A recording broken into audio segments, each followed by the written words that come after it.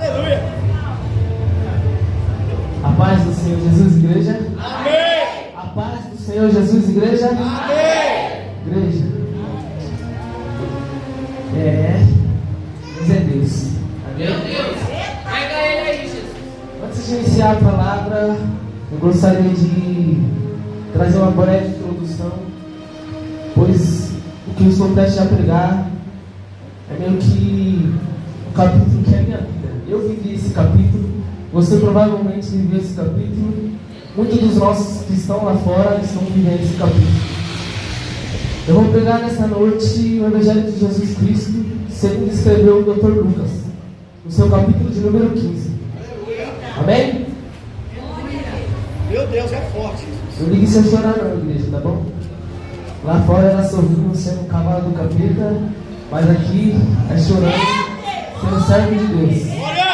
Estou à vontade. Amém? Capítulo de número 15 do livro de Lucas, ele é considerado o capítulo das perdas, ou o capítulo dos achados e perdidos. Nele nós temos 3 perdas, mas consequentemente também nós temos 3 buscas, nós temos 3 encontros e também temos 3 festas. Mas eu darei ênfase somente a uma, que é o filho pródigo. Todos nós conhecemos essa história, é a parábola mais conhecida da Bíblia, também é a palavra mais extensa em palavras. Amém? Uma das dúvidas que pode surgir na sua mente agora foi uma das dúvidas que eu tive no início da minha conversão. Eu tive 2 dúvidas, gente. Creio que vocês também tiveram essas dúvidas no início. A minha primeira dúvida era porque nos chamavam de noiva de Cristo. Eu estranhava, mas crescendo na graça e na sabedoria, Deus nos falou. E a segunda pergunta foi: por que Jesus falava em parábolas? Jesus falava em parábolas.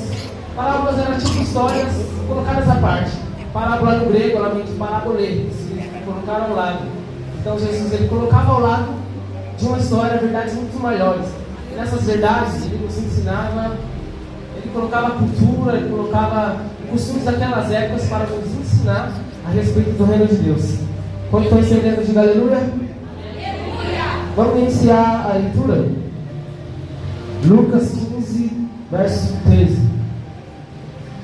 E ele disse: certo homem tinha 2 filhos, e o mais jovem deles disse ao pai: pai, dai-me duas partes dos meus bens que eu tenho direito. E ele dividiu os seus haveres. E poucos dias depois, o filho mais jovem, agitando tudo, partiu para uma terra distante, e ali desperdiçou todos os seus bens com uma vida derradeira, com uma vida desordenada, com uma vida de gastança sem piedade.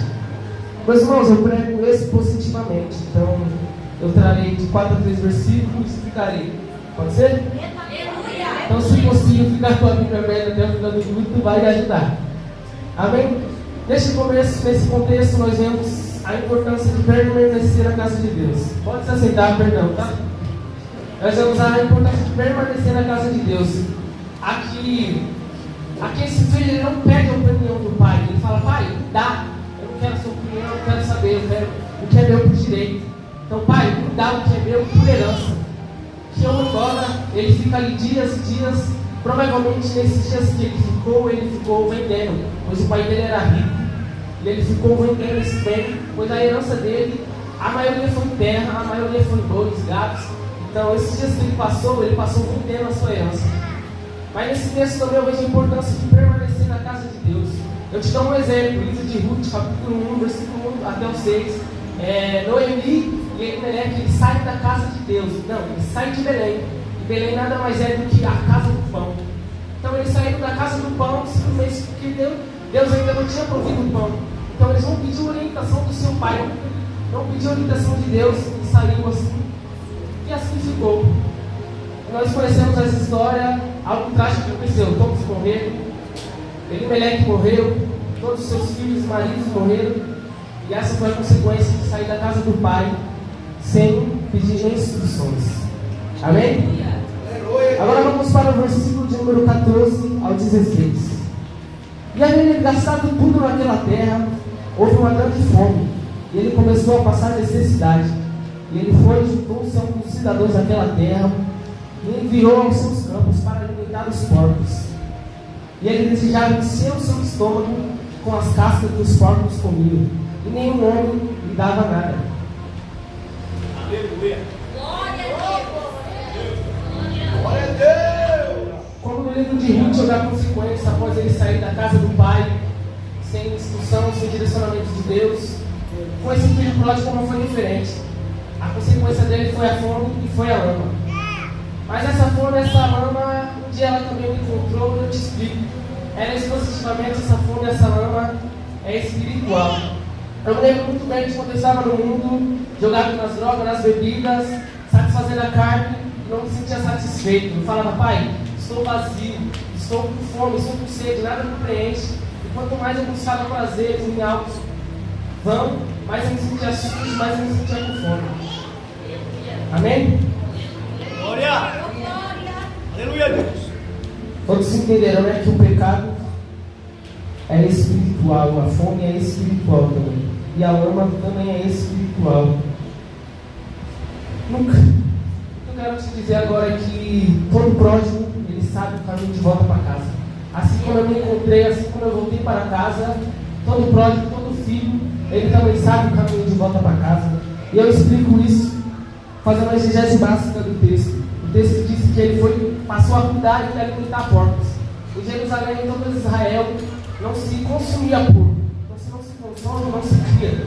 Então, provavelmente, esse filho pródigo ele não foi de cidade para outra, de um estado para outro. Esse filho pródigo ele saiu do país. Mas mesmo assim, ele soube o caminho de volta. Glória a Deus. Mas o texto diz em Lucas 17 que ele caiu em si. Quando ele caiu em si, eu entendi tudo. O pai nessa história representa Deus. Nós representamos o filho pródigo, o pecador. O Espírito Santo é o que fez o filho pródigo cair em si. Tá bom, pecador, mas cadê Jesus? Jesus é o caminho que todo pródigo sabe procurar. Glória. Em João 4, verso 6, Jesus diz: eu sou o caminho, a verdade e a vida. Ninguém vem ao Pai se não for por mim. Glória. Eu sou o caminho, a verdade e a vida. Jesus Cristo, irmão, Ele é o caminho, Ele é a verdade e Ele é a vida. E ninguém vai ao Pai se não for por Ele. O que me chama a atenção é que após ele cair em si, ele não clama mais pela casa, ele não clama mais pelo... Ele não lamenta mais pelo que ele tinha na casa, porque ele diz: poxa, meu pai, os servos do meu pai têm comida em abundância, tem pão em abundância e é o que pereço de fome. Mas aí quando ele cai em si, ele toma consciência do que aconteceu, ele toma consciência do que ele fez. Ele diz: levantai-me e terei com meu pai, e direi a ele: pai, eu pequei contra o céu e perante a ti. É relevante eu trazer que ele se lamenta 3 vezes clamando ao pai. Nenhuma vez ele diz sobre a casa. Ele clama 3 vezes a partir do... Aleluia, Jesus. Glória. A partir, quando ele caiu no si, ele diz: quantos servidores de meu pai tem pão suficiente de sobra, e eu aqui pereço de fome. 18. Levantar-me e irei para o meu pai, e direi a meu pai: pai, pequei contra o céu e contra ti. Já não sou mais digno de ser chamado seu filho. Fazei-me como os seus servidores. Ele clama 3 vezes pelo pai. Ele já não está lidando mais pela casa, ele já não está lidando mais pelas costumes, pelas roupas, pelas vestes. Ele só está querendo o seu pai de volta. Isso é o que nós vemos na igreja hoje em dia. Pessoas querem somente a casa, querem somente altares, mas não querem Jesus. Aleluia. Se positivamente o filho estava abrindo o seu coração, ele estava dizendo: eu quero meu pai, eu preciso do meu pai, eu quero voltar para o meu pai. Ele faz uma oração planejada, ele diz: levantar-me e ir para o meu pai. Ele não está falando sozinho. Aleluia. Ele está falando sozinho: levantar-me e ir para o meu pai. Após ele cair, ele se levanta e vai ao pai dele fazendo essa oração. Eu direi a meu pai: pai, me faz como os teus servos, eu já não sou mais digno de ser chamado teu filho. Aqui, aí no 20, ele levantou e foi para o seu pai. Vamos ler. E ele levantando-se foi para o seu pai. Mas ele, estando ainda longe do caminho, o seu pai o viu de longe, teve compaixão, e correu ao seu pescoço e beijou. Aqui nós vemos o pai correndo no Oriente Médio. Não é normal, não é comum que homens de idade eles corram. aqui o pai pregou o protocolo, falando que o filho dele ainda era filho. O pai, por dois motivos, ele correu atrás do filho dele. O primeiro motivo, o pai correu até o filho dele, não querendo que o filho dele se ajoelhasse, pois isso era uma atitude de servo. Segundo motivo que o pai dele correu até o filho é que existe um decreto sobre a vida daquele filho. Em Deuteronômio 21, no versículo 17 em diante, diz que aquele filho ele deveria ser apedrejado pela lei. E que qualquer um dos servos, se o seu pai e seu irmão, qualquer um de ele deveria ser apedrejado. Assim o pai correu dele, quebrando o decreto, dizendo: você pecou, você errou, você falhou, mas você ainda é meu filho. Ninguém te toca, pois você é meu filho. Glória! E quando ele foi completar essa oração, ele já me disse que ele fez uma oração proclamada: levantar-me-ei, irei para o meu pai, e direi ao meu pai: pai, peguei no céu e perante a ti. Já não sou mais digno de ser chamado teu filho, fazendo como os seus servidores. No 20 ele vai expressar essa oração, e ele levantando-se foi. Aqui, quando o pai de longe, o filho lhe disse: pai, eu peguei contra o céu e perante a tua vista. Já não sou mais digno de ser chamado teu filho. Quando ele disse isso, o pai não deixou que ele completasse essa oração, e ele foi interrompido no verso de 20, no verso 25, verso 22, perdão. Mas o pai disse aos seus servos: trazer-me a melhor veste, pôr-me um anel na mão e um calçado nos pés. Mas interessante aqui que, após esse filho voltar, após esse filho retornar, ele recebe 3 presentes. Teólogo disse que esse filho ele passou aproximadamente entre 5 a 15 anos fora da casa do pai, pois o pai dele era rico e para gastar a quantidade de bem que ele ganhou era necessário muitos anos. E quando esse filho voltou, se passaram, vamos dizer assim, como diz na teologia, entre 5 e 10 anos. Quando ele volta, o anel ainda cabe no dedo, a sandália ainda cabe no dedo, a roupa ainda cabe no dedo. O que eu quero te dizer é que fora da casa do pai não tem como crescer. Longe da presença de Deus não tem como crescer. Aleluia! Glória! Trazendo o melhor novilho cevado que comamos e nos alegramos, porque este meu filho estava morto e vive, tinha se perdido e foi achado, e começaram a se alegrar. Aleluia! Esse capítulo todinho é a respeito disso, sobre festa no céu com o pecador que se arrepende. No início dele eu não citei, mas eu vou parafrasear agora. No começo dele eles estão discutindo fariseus e escribas, perguntando para Jesus: Jesus, por que você senta, e não somente senta, mas come com pecadores? Aí Jesus meio que fala assim para os fariseus: sem o tempo, eu vou lhe contar 3 histórias. Aí ele começa a contar a história da ovelha perdida, todos nós conhecemos. A história da ovelha perdida diz que um homem possuía 100 ovelhas. No Oriente Médio não é possível um só homem controlar 100 ovelhas, porque a média é entre 10 a 15 ovelhas. Amém? Aleluia! Aleluia, Deus! Glória! Quantos estão entendendo? Diga amém? Amém!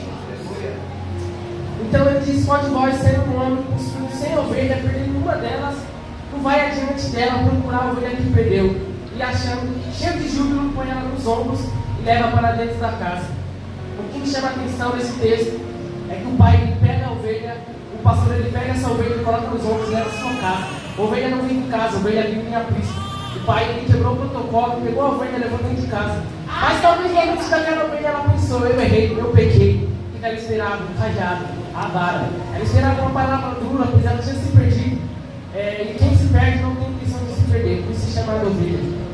E ela tinha se perdido e o pai pegou ela e botou nos ombros. A ovelha pode até ter estranhado, ela pode ter até pensado: já sei, ele não revelou meu pecado agora, ele não me acusou agora, ele não falou meu erro agora, mas quando eu vou para o aprisco, ele vai me acusar de me dar os 99. Mas o pai não pegou os 99, não levou ele para o aprisco, onde estavam os 99. O pai pegou e levou para casa. Glória! Ela deve ter pensado assim: já sei, ele vai revelar meu pecado para amigos, para vizinhos. Mas não. O texto diz que o pai, que o pastor fez uma festa para aquela ovelha que queria se perder. E Deus fez uma festa no céu para um pecador que se arrepende.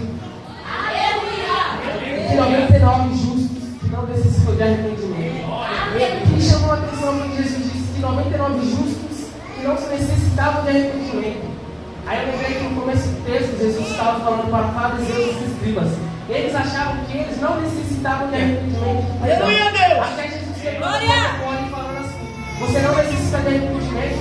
é judeu, eu vim para os judeus, mas tem uns gentios que me querem, há uma samaritana que me quis, há um centurião que me quer. Hoje nessa noite aqui, a jovem que me quer. A segunda história que Jesus vai contar é a respeito de uma dracma.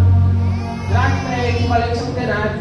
Um denário é equivalente a um dia de trabalho braçal, ou seja, não vale nada. Você trabalhou 10 dias, você ganha 10. E é isso, 10 reais você tem praticamente.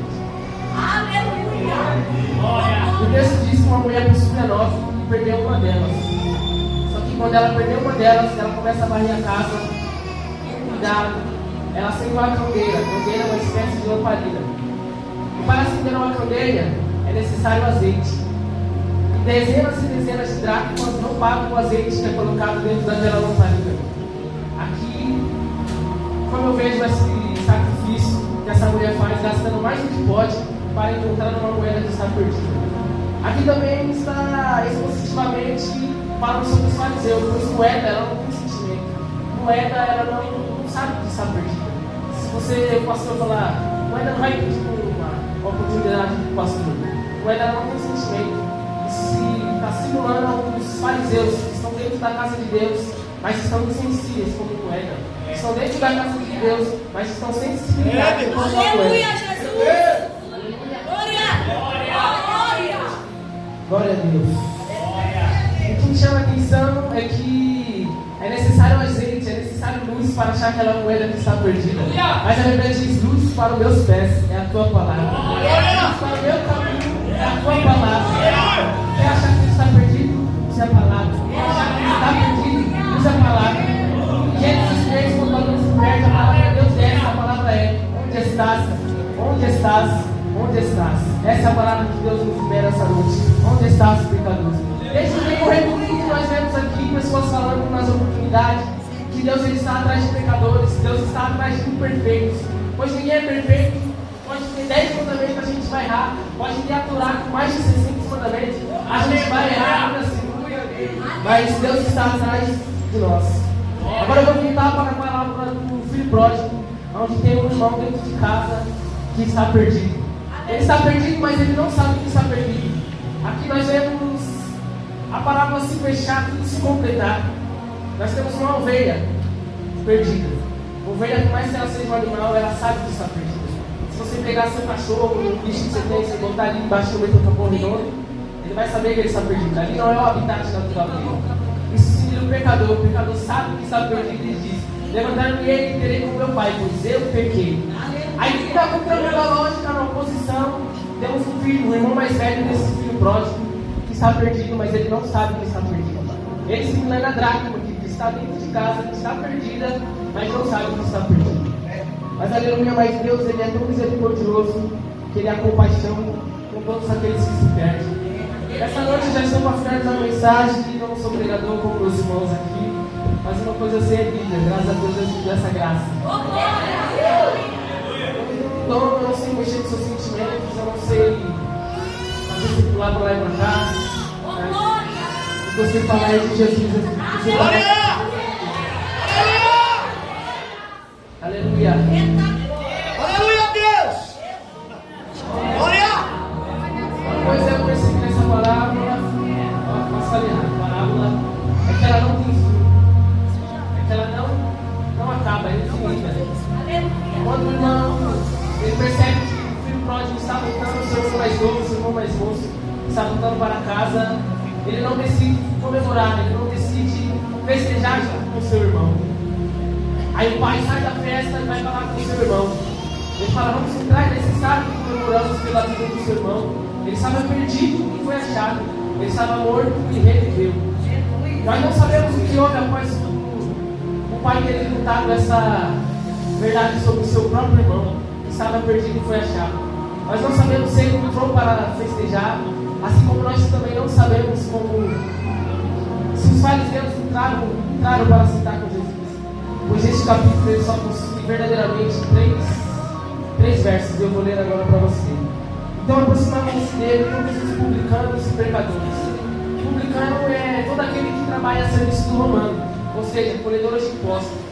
Os escribas, os fariseus, todos os judeus odiavam publicanos, pois eles eram judeus colocados por romanos para cobrar impostos. E a injúria deles, a ira deles era que sempre quando eles iam cobrar impostos, eles puxavam uma partezinha a mais, cobravam um pouquinho a mais. Por isso que nós vemos na Bíblia que todo publicano é rico. Mateus, o discípulo de Jesus, era rico. Nós vemos pelas festas, pelos banquetes que ele fazia para Jesus. E Zaqueu, quando subiu a árvore para ver Jesus, ele também era rico. Aleluia. Glória. Mas o que eu quero dizer nessa noite é que Jesus ele tem misericórdia com todo pecador. Aleluia. Com todo tipo de pecador. Glória a Deus. Você pode falar pecador, mas se eu blasfemei, não seja tolo. Quem blasfema nem vontade de vir para a igreja tem vontade.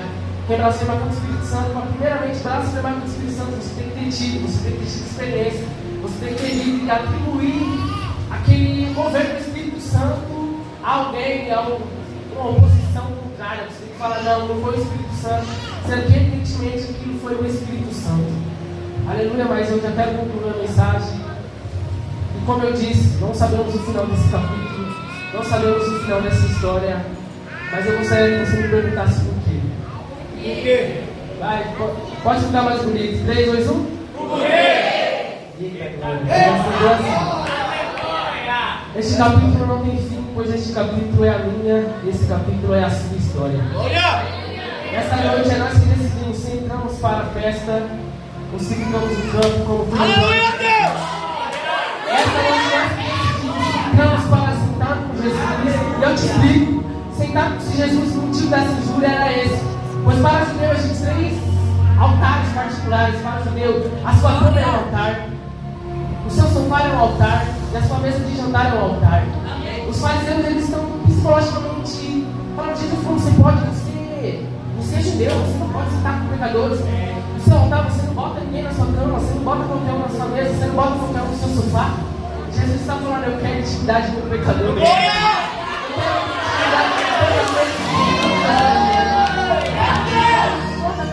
Eu quero intimidade com o pecador. Glória!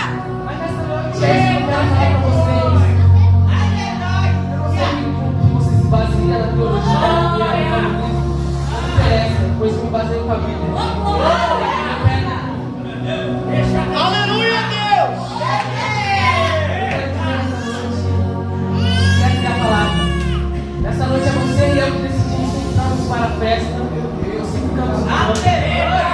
Nessa noite nós que decidimos sentamos com Jesus, ou se ficamos com nossa religiosidade lá fora. Pois eu conheço Deus, que Ele é Deus que provável, Ele usa quem quer, Ele usa na hora que quer. Eu vejo Jesus no Êxodo 4, capítulo 12. Não, Êxodo 4, capítulo 12. Deus usando Moisés, um gato que não sabe falar. Deus me usando aqui nessa noite, eu creio. Também eu tenho uma obra agora boa. Eu vejo Jeremias no 9, Deus usando Jeremias a falar, Jeremias era tímido. Eu vejo o livro de Tito. Jesus usando Timóteo para falar, ele não sabia falar de gente deles. Mas nessa noite essa é a palavra. Jesus ele está em busca de pecadores. Ele não quer aqueles que se vangloriam. Pois o filho mais velho, ele fez isso. Ele falou: pai, eu estou na tua casa há tanto tempo, você nunca me deu um cabrito. O cabrito é a menos que um bezerro, você vai ver. Nem um cabrito você me deu. Nem o cabrito, nem o acaso para ir embora com meus amigos que você me deu. Aí o pai olha para ele: filho, tudo que ele tem vai ser. Meu Deus! Meu Deus! Tudo que ele é seu, tudo que ele é. Eu sou para finalizar a mensagem. Essa palavra Deus ele não está atrás de perfeito. Deus ele não está atrás de quem ora bem, de quem fala bem, de quem. Deus ele está atrás de perfeitos. Pois nós não vivemos sem Deus, pois Ele é Criador, nós somos criatura. Criatura não vive sem Criador. Peixe não vive sem água, árvore não vive sem sol. Glória! Nós não vivemos sem Deus, pois Ele diz: Gênesis 3, passamos no homem a nossa imagem e semelhança. Nós somos semelhança do Criador. Aleluia! Aleluia. E eu finalizo aqui dizendo que sem Deus não vivemos. Essa é a minha mensagem. A ciência diz que o homem não vive sem 4 coisas. A ciência diz que o homem não vive sem oxigênio, mas em Gênesis 2, ele é o oxigênio que nos fez existir. Glória! A ciência diz que nós não vivemos sem alimento, mas Jesus diz: eu sou o pão da vida. Aleluia! A ciência diz que o homem não vive sem água, mas Jesus diz: Eu sou a água, não somente a água. A ciência diz que o homem não vive sem a luz, mas sem justiça. Eu sou a luz do mundo.